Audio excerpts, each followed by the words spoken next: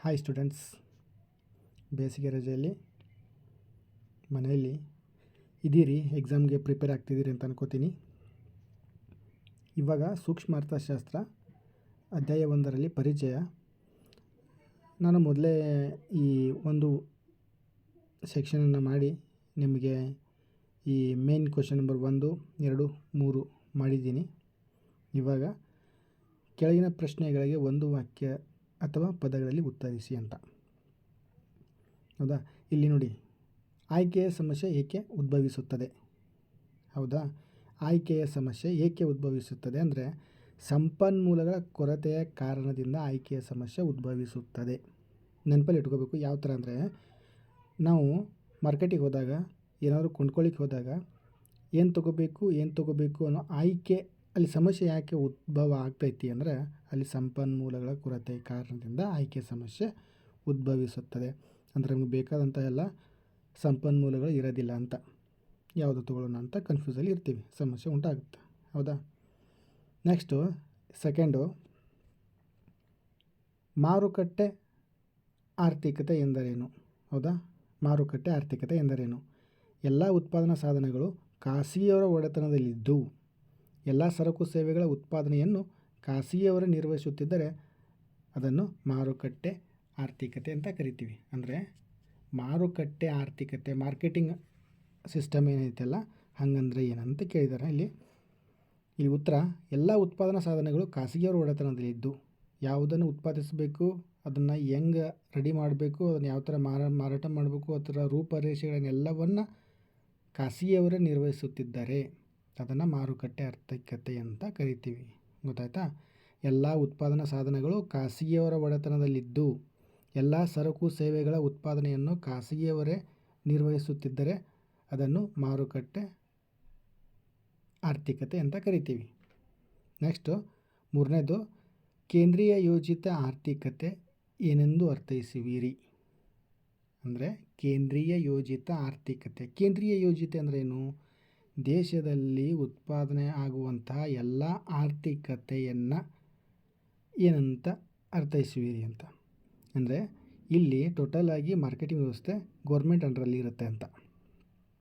ಉತ್ತರ ನೋಡಿ, ಎಲ್ಲ ಉತ್ಪಾದನಾ ಸಾಧನಗಳು ಸರ್ಕಾರದ ಒಡೆತನದಲ್ಲಿದ್ದು ಎಲ್ಲ ಸರಕು ಸೇವೆಗಳ ಉತ್ಪಾದನೆಯನ್ನು ಸರ್ಕಾರವೇ ನಿರ್ವಹಿಸುತ್ತಿದ್ದರೆ ಅದನ್ನು ಕೇಂದ್ರೀಯ ಯೋಜಿತ ಆರ್ಥಿಕತೆ ಅಂತ ಕರಿತೀವಿ.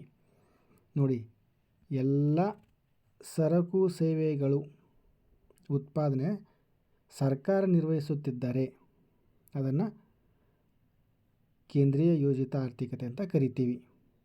ಗೊತ್ತಾಯ್ತಾ? ನೆಕ್ಸ್ಟ್ ನೋಡಿ, ಸೂಕ್ಷ್ಮ ಅರ್ಥಶಾಸ್ತ್ರ ಎಂದರೇನು? ಸೂಕ್ಷ್ಮ ಅರ್ಥಶಾಸ್ತ್ರ ಎಂದರೇನು? ವಿವಿಧ ಸರಕು ಮತ್ತು ಸೇವೆಗಳ ಮಾರುಕಟ್ಟೆಗಳಲ್ಲಿ ವೈಯಕ್ತಿಕ ಆರ್ಥಿಕ ಪ್ರತಿನಿಧಿಗಳ ವರ್ತನೆಯನ್ನು ಅಧ್ಯಯನ ಮಾಡುವುದಕ್ಕೆ ಸೂಕ್ಷ್ಮ ಅರ್ಥಶಾಸ್ತ್ರ ಅಂತ ಕರಿತೀವಿ.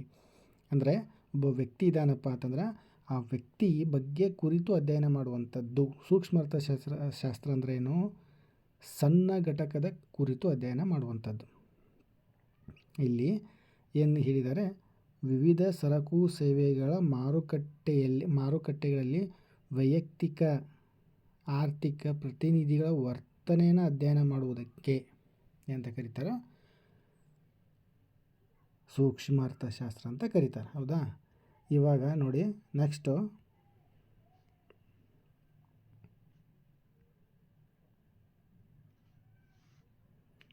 ವಾಸ್ತವಿಕ ಅರ್ಥಶಾಸ್ತ್ರ ವಿಶ್ಲೇಷಣೆ ಎಂದರೇನು? ಗೊತ್ತಾಯ್ತಾ?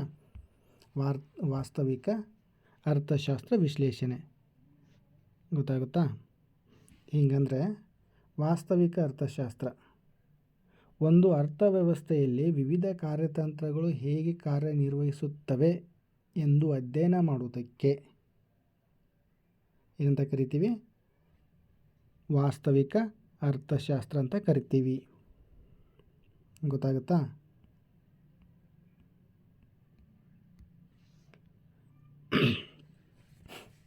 ನೆಕ್ಸ್ಟು ಮಾದರಿ ಅರ್ಥಶಾಸ್ತ್ರ ವಿಶ್ಲೇಷಣೆ ಎಂದರೇನು?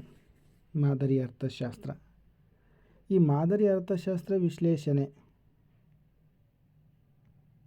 ನೋಡಿ, ಒಂದು ಅರ್ಥವ್ಯವಸ್ಥೆಯಲ್ಲಿ ವಿವಿಧ ಕಾರ್ಯತಂತ್ರಗಳು ಅಪೇಕ್ಷಣೀಯವಾಗಿವೆಯೇ ಅಥವಾ ಇಲ್ಲವೇ ಎಂದು ಹೇಳುವುದನ್ನು ಮಾದರಿ ಅರ್ಥಶಾಸ್ತ್ರ ಎನ್ನುತ್ತೇವೆ. ಅಂದರೆ ಒಂದು ಅರ್ಥವ್ಯವಸ್ಥೆಯಲ್ಲಿ ವಿವಿಧ ಕಾರ್ಯತಂತ್ರಗಳು ಅಪೇಕ್ಷಣೀಯವಾಗಿವೆಯೇ ಅಥವಾ ಇಲ್ಲವೇ ಅಂತ ತಿಳಿದುಕೊಳ್ಳುವುದಕ್ಕೆ ನಾವು ಮಾದರಿ ಅರ್ಥಶಾಸ್ತ್ರ ಅಂತ ಕರಿತೀವಿ. ನೆಕ್ಸ್ಟ್, ಕೆಳಗಿನ ಪ್ರಶ್ನೆಗಳಿಗೆ 4 ವಾಕ್ಯಗಳಲ್ಲಿ ಉತ್ತರಿಸಿ. ಅಂದರೆ 2 ಅಂಕದ ಪ್ರಶ್ನೆಗಳಿವು. ಇಲ್ಲೇನು ಬರ್ತವೆ? ಒಂದು ಆರ್ಥಿಕತೆಯ ಕೇಂದ್ರೀಯ ಸಮಸ್ಯೆಗಳನ್ನು ತಿಳಿಸಿ ಅಂತ. ಹಾಗಿದ್ರೆ ಇಲ್ಲಿ ಆರ್ಥಿಕತೆಯ ಕೇಂದ್ರೀಯ ಸಮಸ್ಯೆಗಳೇನು? ಏನನ್ನು ಉತ್ಪಾದಿಸಬೇಕು, ಹೇಗೆ ಉತ್ಪಾದಿಸಬೇಕು, ಯಾರಿಗಾಗಿ ಉತ್ಪಾದಿಸಬೇಕು? ಹೌದಾ? ಏನನ್ನು, ಹೇಗೆ, ಯಾರಿಗಾಗಿ.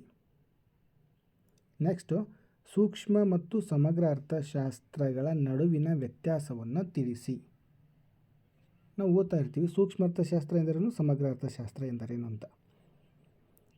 ಹಾಗೆ ಇಲ್ಲಿ ನೋಡಿ, ಸೂಕ್ಷ್ಮ ಅರ್ಥಶಾಸ್ತ್ರ ಅಂದರೆ ಇದು ಅರ್ಥವ್ಯವಸ್ಥೆಯಲ್ಲಿರುವ ಸಣ್ಣ ಸಣ್ಣ ಘಟಕಗಳ ಬಗ್ಗೆ ಅಧ್ಯಯನವನ್ನು ಮಾಡುತ್ತದೆ. ಯಾವುದು? ಸೂಕ್ಷ್ಮ ಅರ್ಥಶಾಸ್ತ್ರ.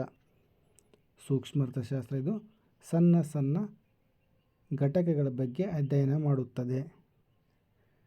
ಮತ್ತು ಸಮಗ್ರ ಅರ್ಥಶಾಸ್ತ್ರ ಏನು ಮಾಡುತ್ತದೆ? ಇದು ಆರ್ಥಿಕತೆಯನ್ನು ಸಮಗ್ರವಾಗಿ ಅಧ್ಯಯನವನ್ನು ಮಾಡುತ್ತದೆ. ಆರ್ಥಿಕತೆಯನ್ನು ಸಮಗ್ರವಾಗಿ ಅಧ್ಯಯನವನ್ನು ಮಾಡುವಂಥದ್ದು ಯಾವ್ದು ಮಾಡ್ತೈತಿ?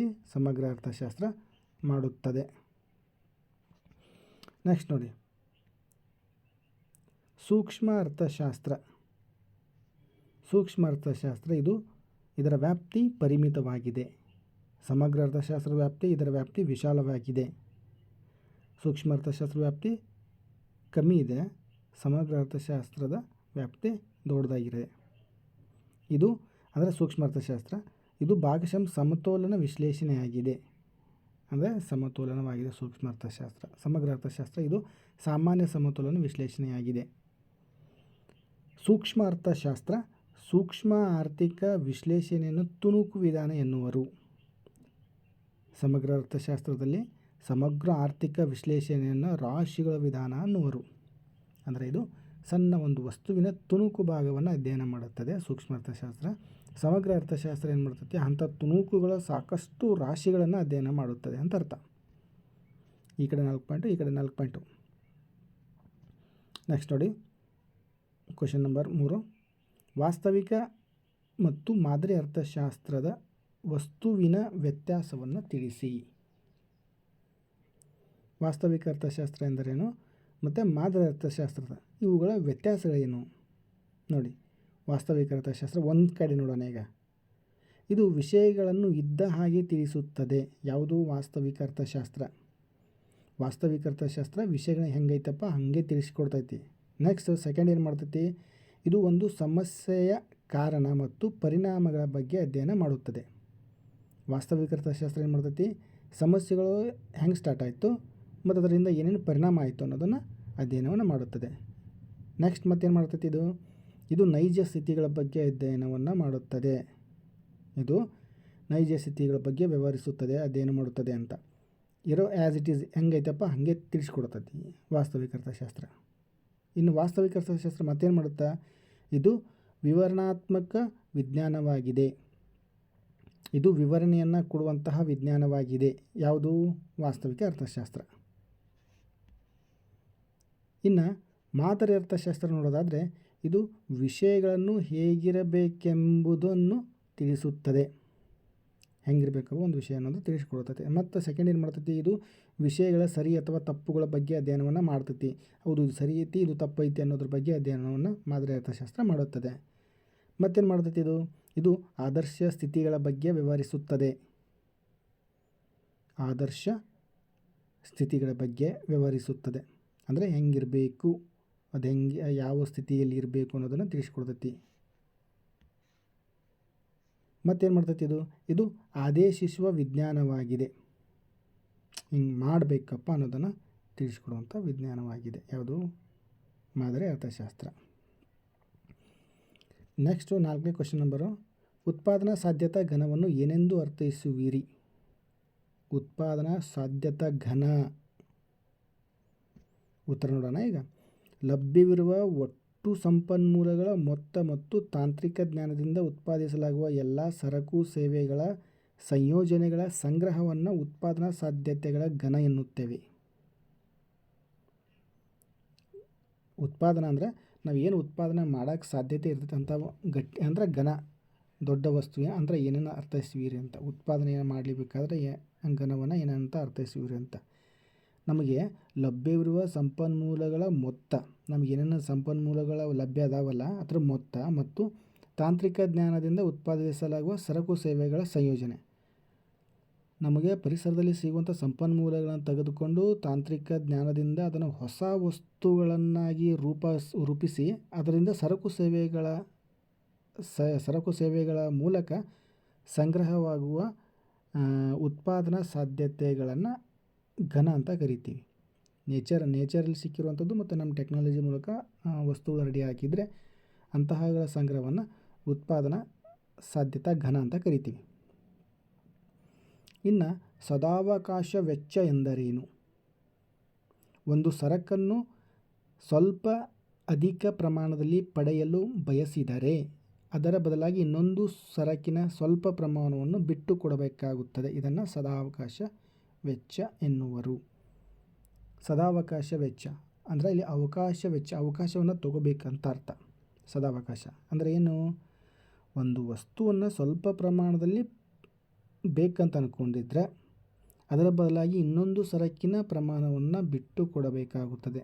ಅಂದರೆ ನಮಗೊಂದು ವಸ್ತು ಬೇಕಾಗಿತ್ತಪ್ಪ, ಅದರ ಜೊತೆ ಇನ್ನೊಂದು ವಸ್ತು ಬೇಕಾಗೈತಿ ಅಂದಾಗ ಮೊದಲು ಬೇಕಾಗಿರೋ ವಸ್ತುವಿನ ಪ್ರಮಾಣವನ್ನು ಕಡಿಮೆ ಮಾಡ್ಕೋಬೇಕು. ಆವಾಗ ಇನ್ನೊಂದು ವಸ್ತು ನಮಗೆ ಸಿಗ್ತೈತಿ ಅಂತ ಅರ್ಥ ಆಗುತ್ತಾ? ನೋಡಿ, ಒಂದು ಅರ್ಥ ಆಗಂಗೆ ಒಂದು 20 ರೂಪಾಯಿದು ಒಂದು ವಸ್ತು ಇದೆ, ಇನ್ನೊಂದು ಕೂಡ 5 ರೂಪಾಯಿದು ವಸ್ತು ಇದೆ, ಹೌದಾ? ಆ ವಸ್ತುವಿಗೆ ನಮ್ಮ ಹತ್ರ ಇರುವಂಥ 20 ರೂಪಾಯಿಯಲ್ಲಿ 10 ರೂಪಾಯಿ ವಸ್ತುವನ್ನು ಕಡಿಮೆ ತೊಗೋಬೇಕಾದ್ರೆ ಮೊದಲು ತೊಗೊಳ್ಳೋ ವಸ್ತುವನ್ನು ಅರ್ಧ ತೊಗೋಬೇಕು, ಅಲ್ಲಿ 10 ರೂಪಾಯಿ ಉಳಿಯುತ್ತೆ. ಆಮೇಲೆ ಈ ಕಡೆ ತೊಗೋಬೇಕಾಗಿರುವಂಥ ವಸ್ತುವನ್ನು 10 ರೂಪಾಯಿ ಕೊಟ್ಟು ತೊಗೋಬೇಕು ಅಂತ ಅರ್ಥ. ಅಂದರೆ ಟೋಟಲಾಗಿ ಒಂದು ವಸ್ತು ಪಡ್ಕೋಬೇಕಾದ್ರೆ ಇನ್ನೊಂದು ವಸ್ತುವನ್ನು ಬೇಕು ಅಂತ ಅಂದ್ಕೊಂಡಾಗ ಸ್ವಲ್ಪ ಪ್ರಮಾಣದಲ್ಲಿ ಕೊಂಡುಕೊಂಡಾಗ ಉಳಿತಾಯದಲ್ಲಿರುವಂಥ ವಸ್ತುವನ್ನು ಇನ್ನೊಂದು ವಸ್ತುವಿನ ಮೇಲೆ ಇನ್ವೆಸ್ಟ್ ಮಾಡಿ ತೊಗೊಳ್ಳುವಂಥದ್ದು ಆಗಿರುತ್ತೆ ಇದು ಸದಾವಕಾಶ ವೆಚ್ಚ. ಇನ್ನು ನೆಕ್ಸ್ಟ್ ಪ್ರಶ್ನೆ, ಉತ್ಪಾದನಾ ಸಾಧ್ಯತಾ ಗಡಿ. ನೆನಪಲ್ಲಿ ಹಿಡಿದ್ರೆ ಕನ್ಫ್ಯೂಸ್ ಆಗಬಾರ್ದು. ಉತ್ಪಾದನಾ ಸಾಧ್ಯತಾ ಘನ ಬೇರೆ, ಗಡಿ ಬೇರೆ. ಘನ ಅಂದರೆ ಏನು? ಸಂಪನ್ಮೂಲಗಳನ್ನು ತಗೊಂಡು ನಮ್ಮ ಟೆಕ್ನಾಲಜಿ ಮೂಲಕ ಬಳಸ್ಕೊಂಡು ಅದನ್ನು ಹೊಸ ವಸ್ತುವನ್ನಾಗಿ ರೂಪಿಸ್ಕೊಂಡು ಹೆಚ್ಚು ವಸ್ತುಗಳನ್ನು ಸಂಗ್ರಹ ಮಾಡಿದರೆ ಅದು ಘನ. ಅಂದರೆ ಕೂಡಿಸಿದ್ವಿ ದೊಡ್ಡ ಪ್ರಮಾಣದಲ್ಲಿ, ಘನ. ಇಲ್ಲಿ ಉತ್ಪಾದನಾ ಗಡಿ. ನೋಡಿ ಉತ್ತರ ನೋಡೋಣ. ದೇಶವೊಂದರ ಮಿತವಾದ ಸಂಪನ್ಮೂಲಗಳ ಸಹಾಯದಿಂದ ಉತ್ಪಾದಿಸಲು ಸಾಧ್ಯವಿರುವ ಉತ್ಪಾದನಾ ಸಾಧ್ಯತೆಗಳನ್ನು ತೋರಿಸುವ ರೇಖೆಯನ್ನು ಉತ್ಪಾದನಾ ಸಾಧ್ಯತಾ ಗಡಿ ಎನ್ನುತ್ತೇವೆ. ಅಂದರೆ ಇಲ್ಲಿ ದೇಶವೊಂದರ ಮಿತವಾದ ಸಂಪನ್ಮೂಲಗಳ ಸಹಾಯದಿಂದ ನಮ್ಮ ದೇಶದಲ್ಲಿ ಎಷ್ಟು ಸಂಪನ್ಮೂಲಗಳೈತಲ್ಲ ಅವುಗಳನ್ನು ಸ್ವಲ್ಪ ಪ್ರಮಾಣದಲ್ಲಿ ತಗೊಂಡು ಅವುಗಳಿಂದ ಉತ್ಪಾದಿಸಲು ಸಾಧ್ಯವಿರುವ ಉತ್ಪಾದನಾ ಸಾಧ್ಯತೆಗಳನ್ನು ತೋರಿಸುವ, ಎಷ್ಟು ಉತ್ಪಾದನೆ ಮಾಡಬಹುದು ಅನ್ನೋದನ್ನು ತೋರಿಸುವಂಥದ್ದು. ಗಡಿ ಅಂದರೆ ನಾವು ಎಷ್ಟು ಉತ್ಪಾದನೆ ಮಾಡಬಹುದು ಅನ್ನೋದನ್ನು. ಘನ ಅಂದರೆ ಇರೋ ಸಂಪನ್ಮೂಲಗಳನ್ನು ಬಳಸಿಕೊಂಡು ಟೆಕ್ನಾಲಜಿ ಮೂಲಕ ಸಾಕಷ್ಟು ಪ್ರಮಾಣದಲ್ಲಿ ಉತ್ಪಾದಿಸುವುದು ಅಂತ ಅರ್ಥ. ಓಕೆ, ಗಡಿ ಮತ್ತು ಘನ ಕನ್ಫ್ಯೂಸ್ ಆದರೆ ಮಾರ್ಕ್ಸ್ ಹೋಯಿತು, 2 ಮಾರ್ಕ್ಸ್. ಇನ್ನು ಮುಂದಿರುವಂಥ ಮೇನ್ ಕ್ವೆಶ್ಚನ್ ನಂಬರ್ 6, ಕೆಳಗಿನ ಪ್ರಶ್ನೆಗಳಿಗೆ 12 ವಾಕ್ಯದಲ್ಲಿ ಉತ್ತರಿಸಿ. ಅದನ್ನು ನಾವು ಮುಂದಿನ ಕ್ಲಾಸಲ್ಲಿ ಎಕ್ಸ್ಪ್ಲೇನ್ ಮಾಡೋಣ. ಸದ್ಯಕ್ಕೆ ಒಂದು 10-15 ನಿಮಿಷ ಸಾಕು.